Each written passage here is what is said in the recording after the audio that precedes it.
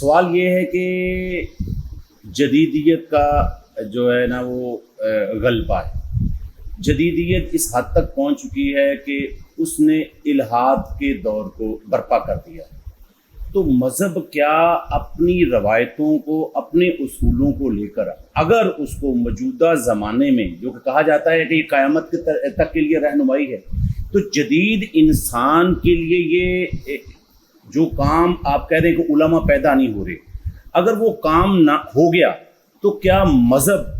موجودہ زمانے میں آگے بڑھ سکے گا؟ یا وہ لوگ پیدا نہ ہوئے جنہوں نے جدید اعتراضات جو مذہب پہ کیے جا رہے ہیں، جو الحاد کے دور نے اب عام کر دیے ہیں، ہر گھر تک پہنچ چکے ہیں، اس کا جواب دینے والے لوگ اگر روایت نے پیدا نہ کیے تو مستقبل کیا دیکھیں؟ مستقبل اس کا تاریخ ہی دیکھا جائے گا. اگر جو ہماری روایت ہے وہ جم جائے گی، یا وہ صرف ماضی کو ہی ہم یہ کہہ لیں کہ فریز کر دیں گے، ہم صرف اس کو ایک ہیریٹیج کے طور پر لیں گے، اس میں ایڈیشن نہیں کریں گے، اس میں خود سے نئی چیلنجز کو سمجھ کے اس کا جواب نہیں دیں گے، تو اس کا لازمی نتیجہ یہ ہے کہ پھر یہ ایکسٹنکٹ ہوگا. جیسے ہی کوئی چیز ارریلیونٹ ہوتی ہے تو اس کا جو ارریلیونس ہے وہ اسی کی موت کا سبب بنتا ہے. تو روایت زندہ تب ہی رہتی ہے جب وہ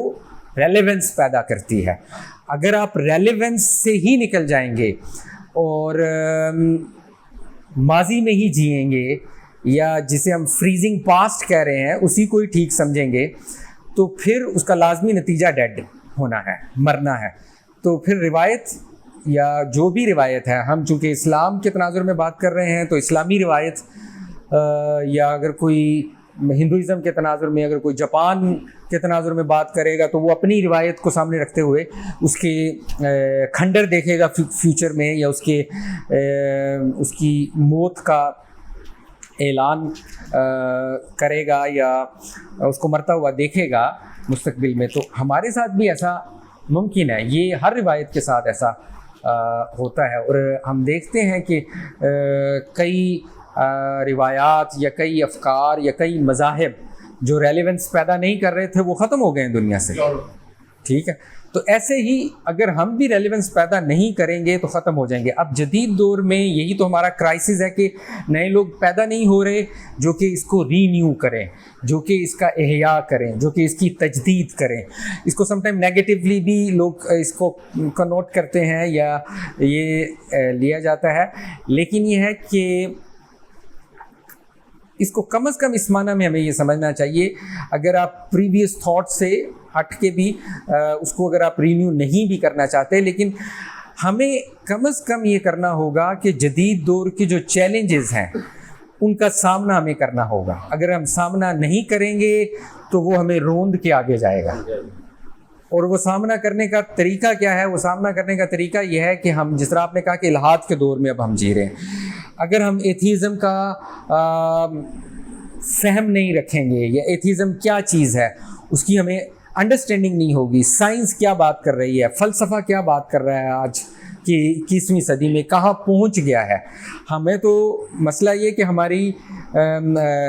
جو فکر، روایتی فکر میں جو لوگ وابستہ ہیں وہ جدیدیت کو ہی نہیں سمجھتے. دنیا تو اب 16ویں صدی کو ہی نہیں سمجھتے. اب 500-600 سال کا سفر کر کے اب دنیا، فلسفہ، سائنس بہت آگے چلے گئی. اور جس الحاد والے دور میں ہم جی رہے ہیں، چلے آپ سائنس اور دوسری چیزوں سے اپنے آپ کو غیر متعلق کر لیں، ٹھیک ہے، ٹیکنالوجی سے غیر متعلق کریں کسی طرح، لیکن الحاد جو کہ ڈائریکٹ مذہب کو چیلنج کر رہا ہے، یعنی وہ مذہب کا اینٹی تھیسس ہے، وہ مذہب کا رد کر رہا ہے، اور یہ نام لے کے کہ ہم مذہب کو رد کر رہے ہیں، اس کا تو سامنا کرنا پڑے گا. یا دوسری چیزوں تو ہم شتر مرغ کی طرح ہم اسکیپ کریں، آنکھیں ہم پھیر سکتے ہیں، لیکن جب کوئی ڈائریکٹ آپ کے گریبان کو پکڑے گا، یعنی ڈائریکٹ ہی آپ سے ہو گیا ہے، یعنی ایک تو یہ کہ کوئی آپ کو سائڈ پہ کھڑے ہو کے بڑھ کے مار رہا ہے، دوسرا یہ کہ ایک بندے نے آگے آپ کا گریبان پکڑ لیا ہے. تو وہاں پہ تو آپ کو کم از کم کچھ نہ کچھ تو کرنا پڑے گا. تو الحاد کیا کر رہا ہے, وہ مذہب کا گریبان پکڑ رہا ہے, وہ ڈائریکٹ آ کے آپ سے بات کر رہا ہے, وہ کہہ رہا ہے بھائی آپ کے اوپر یہ اعتراض ہے, مجھے اس کا جواب دو. تو اس صورت میں یہ ہمارے لیے ایک کمپلجن یہ کہہ لیں کہ الارم ہے, اور ہمیں اس سے متنبع ہونا ہوگا, اور اس کا جواب بھی ہمیں دینا ہوگا اسلام کو اور مذہب کو.